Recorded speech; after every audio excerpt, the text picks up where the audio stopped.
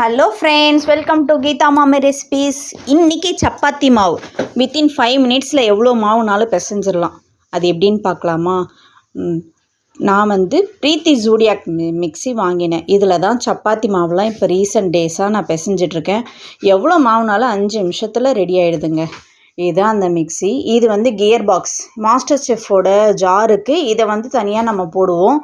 இதை ஃபிக்ஸ் பண்ணிவிட்டு இதுக்கு மாவு பேசியதுக்கு உண்டான பிளேடு இது தான். நடுவில் இருக்கிறதுல அட்டாச்மெண்ட் பண்ணிவிட்டு இது மெஷரிங் கப். ஒரு கப்பு மாவு எடுத்திங்கன்னா இதிலே வாட்டர் லெவல் மார்க் பண்ணியிருப்பாங்க. அந்த லெவலுக்கு நீங்கள் தண்ணியை விட்டுக்கணும். கொஞ்சம் கொஞ்சமாக தண்ணி விட்டுக்கோங்க, ஒரேடியாக தண்ணியை ஆட் பண்ண வேணாம். இந்த மாவுக்கு தேவையான உப்பு, எண்ணெய் இதிலே நம்ம அந்த மாஸ்டர் செஃப் ஜார்லேயே போட்டுக்கலாம். போட்டுட்டு மிக்ஸி ஜாரில் இதை ஃபிக்ஸ் பண்ணி அரைச்சோம் அப்படின்னா சூப்பராக ஃப்ளஃபியாக நமக்கு மாவு, சப்பாத்தி மாவு ரெடி ஆகிடும்.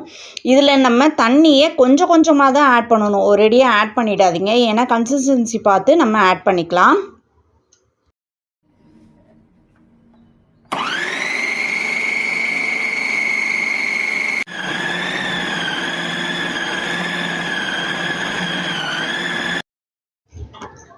இங்கே பார்த்தீங்களா, மாவு எவ்வளோ அழகாக திரண்டு வந்திருக்கு. இந்த மாதிரி திரண்டு வந்துட்டுனாலே உங்களோட சப்பாத்தி மாவு ரெடி ஆயிடுச்சுன்னு அர்த்தம்.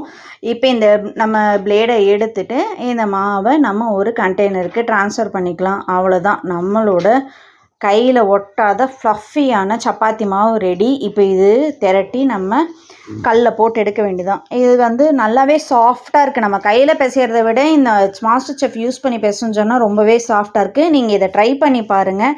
இனிமேல் சப்பாத்தி மாவு பிசைகிறதுக்கு ரொம்ப சுலபமாக ஆகிடும். பாய்.